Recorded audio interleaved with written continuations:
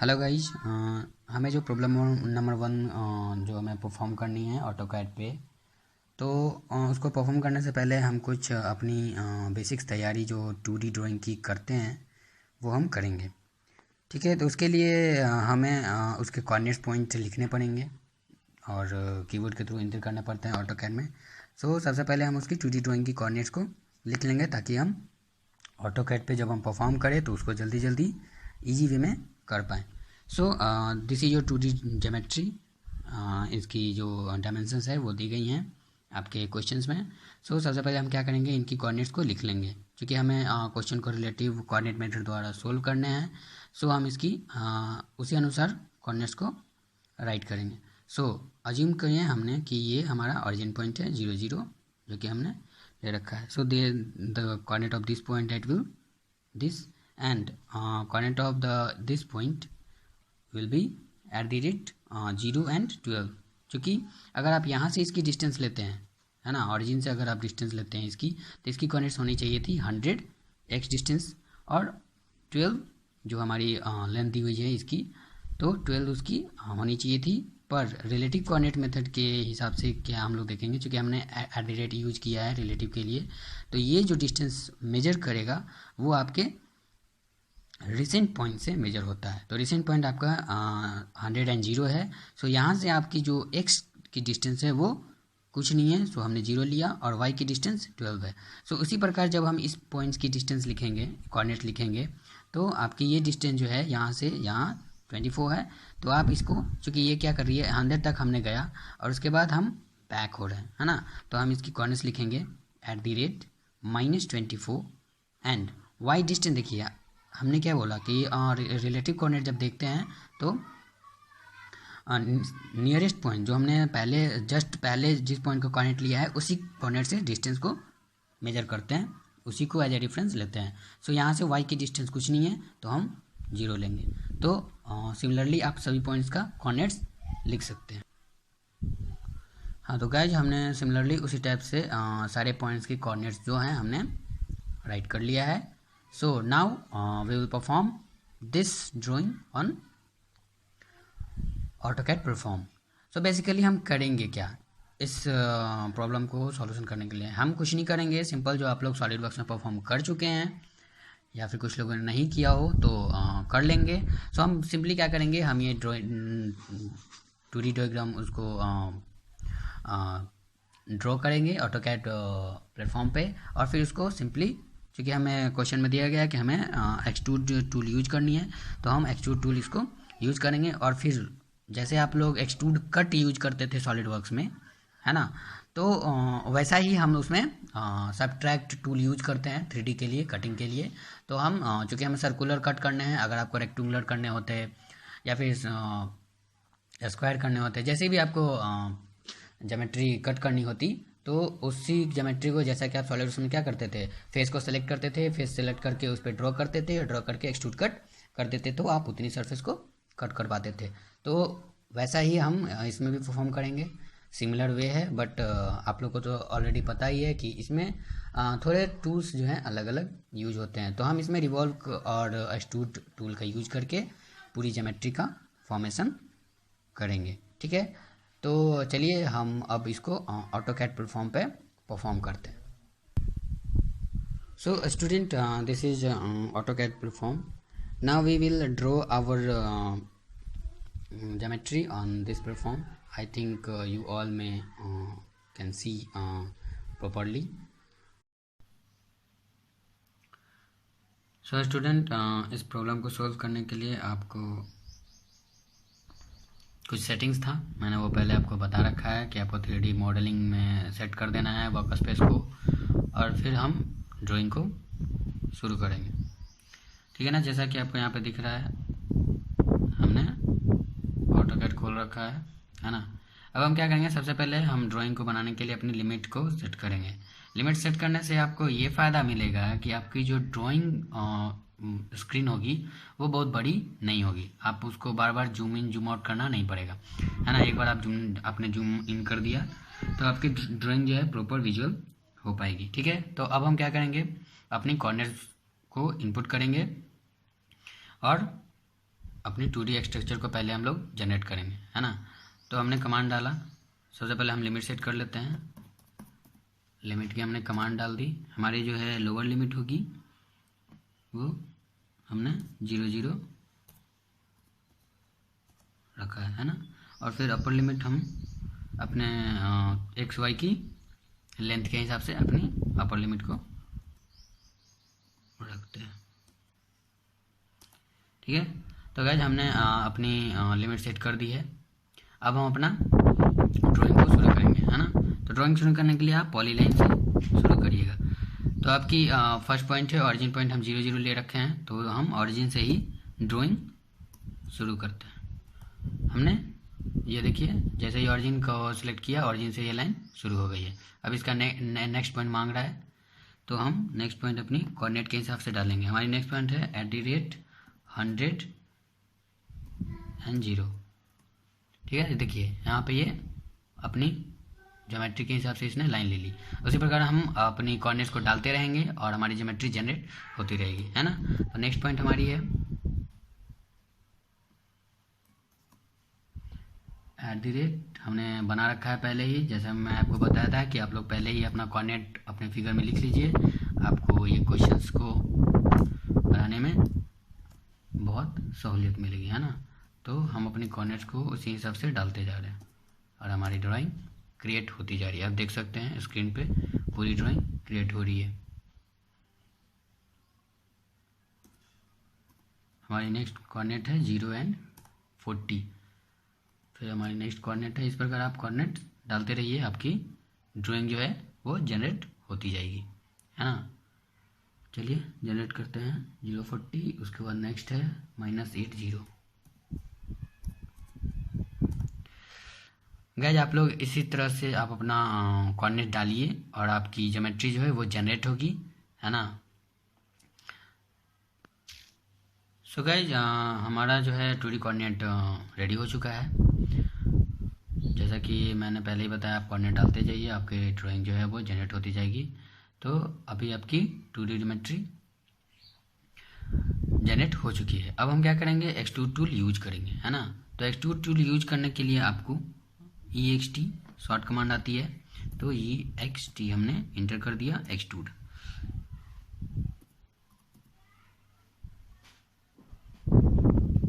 तो अब ये बोल रहा है सेलेक्ट ऑब्जेक्ट, हम ऑब्जेक्ट को सिलेक्ट करेंगे। हमारी जो देखिए, हम जब पॉलीलाइन के लिए यूज करके इसलिए ज्योमेट्री को ड्रॉ किया था, क्योंकि जब हम सेलेक्ट कर रहे हैं, देखिए पूरी लाइन सेलेक्ट हो रही है ना। जब यही आप लाइन से जनरेट करते हैं तो ये आपको पता है इंडिविजुअल लाइन सेलेक्ट होती है ना, तो वो उससे हम नहीं कर पाते, उसको हमें फिर पॉलीलाइन में कन्वर्ट करना पड़ता, फिर हम सेलेक्ट कर पाते। अभी हम इसलिए हमने सीधा पॉलीलाइन से ही इसको बनाया। तो आप इसको सेलेक्ट कीजिए और इंटर कीजिए। सो गाइस इसको एक्सट्रूड करने के लिए आपको कमांड डालनी पड़ेगी। आप कमांड डालो EXT एक्सट्रूड, है ना। तो ये पूछ रहा है सिलेक्ट ऑब्जेक्ट। जब ऑब्जेक्ट को आप सिलेक्ट करोगे और ऑब्जेक्ट को सिलेक्ट करके एंटर प्रेस करना है, तो ये पूछ रहा है extrude specify height of extrusion, कितनी हाइट तक आपको एक्सट्रूजन करनी है। तो आप अपनी ड्राइंग के हिसाब से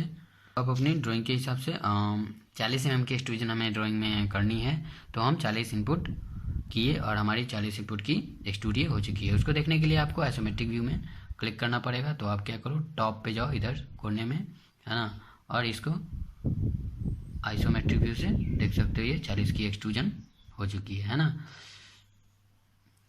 आप इधर से इसकी व्यूज भी चेंज कर सकते हो। आपको अगर इसकी व्यूज वाईफाई में देखनी है, आप वाईफाई में इसकी व्यू देख सकते हो, है ना। रियलिस्टिक्स में देख सकते हो, हमें जो 4-5 ऑप्शन देते हैं। मेनली हम इसको कॉन्सेप्चुअल में यूज करते हैं, ये 3D सॉलिड्स हमें दिखाएंगी, है ना। रियलिस्टिक में भी आपको कुछ इस प्रकार से देखने को मिलेंगे शेड्स आपको।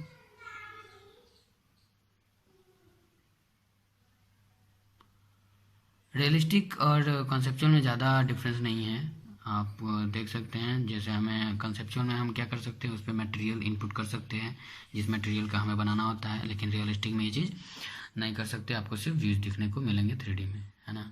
आप इसकी वायरफ्रेम स्केच भी देख सकते हैं। देखिए ये आपकी वायरफ्रेम स्केच हुई, है ना। आप इनको पैन यूज करके पैन कमांड यूज करके आप इसको टॉगल कर सकते हो, है ना।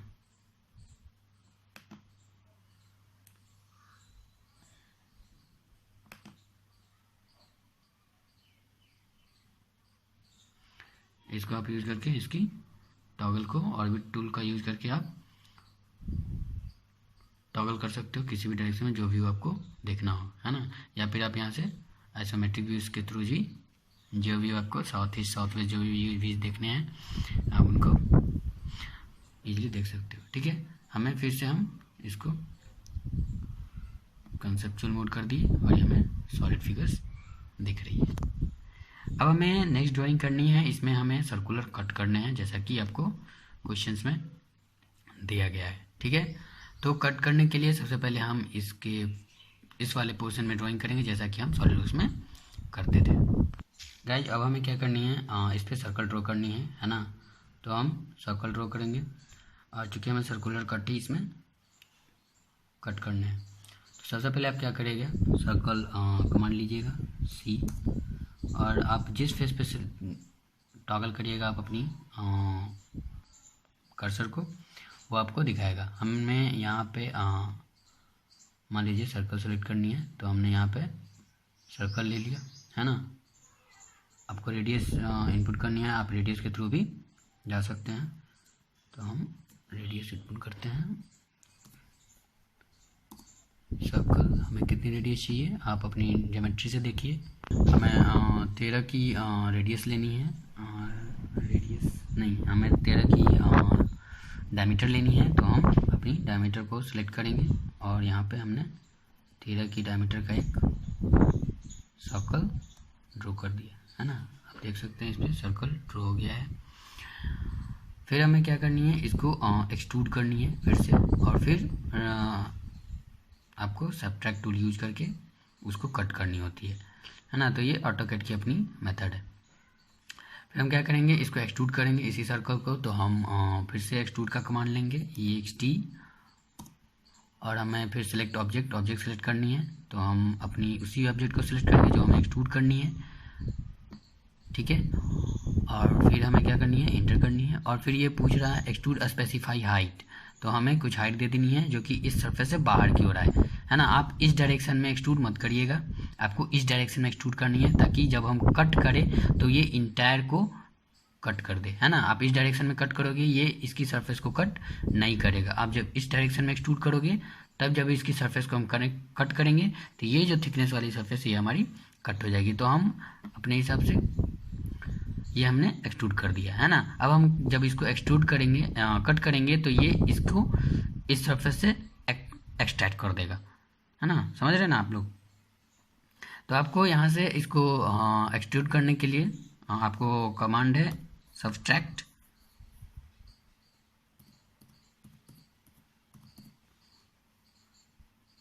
की कमांड हमने ले लिया। और सिलेक्ट ऑब्जेक्ट आप सिलेक्ट कीजिए।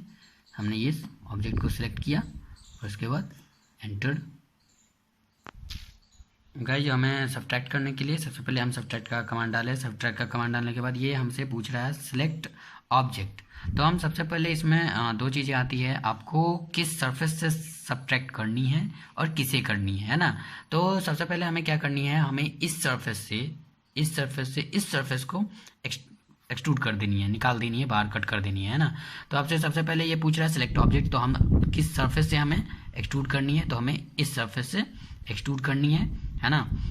किस सरफेस को करनी है, इस सरफेस को करनी है। तो हम इसको और एंटर कर, तो इसको एक्सट्रैक्ट करनी है, हम एंटर करेंगे और ये सरफेस देखिए एक्सट्रूड हो गई। अगर आपको उस सरफेस से इस सरफेस को, जो सरफेस हमें पहले करनी होती है हम उसे बाद में सेलेक्ट करते हैं, और जिस सरफेस से हमें एक्सट्रूड करनी होती है उसको हम पहले सेलेक्ट करना है, जैसा कि आपने देखा।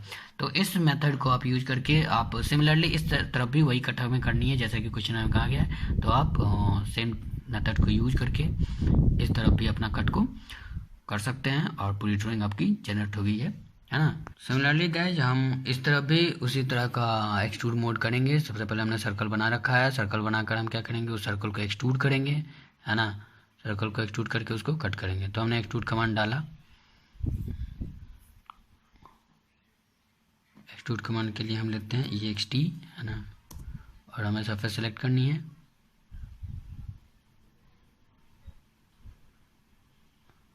और फिर हम उसकी हाइट को इस वे में हम क्या करेंगे, इसको सबट्रैक्ट कर लेंगे, एक्सट्रूड कर लेंगे, सॉरी।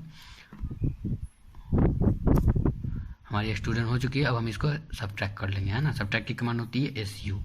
आप लोग कमांड याद रखिएगा, आपको जल्दी जल्दी इसको परफॉर्म करना है। हमें इस सरफेस से इस सरफेस सेलेक्ट करना है। सबसे पहले हम ये बोल रहा है हमें सेलेक्ट ऑब्जेक्ट, तो हम इस ऑब्जेक्ट को सिलेक्ट किए, एंटर किए, है ना। फिर हमें इसको एक्सट्रूड करनी है, कट कर देनी है, तो हम इसको करेंगे, सेलेक्ट करेंगे, हमने सेलेक्ट किया और इसको एंटर किया और ये हमारी कट परफॉर्म हो गई। तो इस बेसिक्स को आप क्या करना था, यही हमें बनाना था, हमने ये इसे बना रखा है। आप इसकी ऑर्बिट यूज करके आप इसको किसी भी डायरेक्शन में टॉगल कर पाएंगे। देखिए आपकी ज्योमेट्री पूरी जनरेट हो चुकी है और आप इसको चाहें तो इसकी वायरफ्रेम व्यूज को देख सकते हैं। तो हमें वायरफ्रेम व्यू को देखने के लिए यहाँ से व्यूइंग स्टाइल को चेंज करनी है और आप अलग अलग स्टाइल्स में इसको देख पाएंगे। जैसे हमने वायरफ्रेम सेलेक्ट किया, ये हमें वायरफ्रेम दिख रही है ना। अगर आप कोई और देख सकते हैं, स्केच ही है, देखिए स्केच मोड है। तो इस प्रकार से अलग अलग मोड में आप अपने जनरेट जो भी प्रॉब्लम है उसको देख सकते हैं। Thank you guys, thank you for listening. मैंने एक कोशिश की है और आगे वाले आने वाले प्रॉब्लम्स को भी, जो भी 2-3 प्रॉब्लम मैंने दिया है, मैं सबको इसी तरह से आपको बना कर वीडियोज़ के थ्रू समझाता रहूँगा। अगर आपको कोई भी प्रॉब्लम है, आप ग्रुप पे मैसेज कीजिए, I will reply your question. Okay, thank you.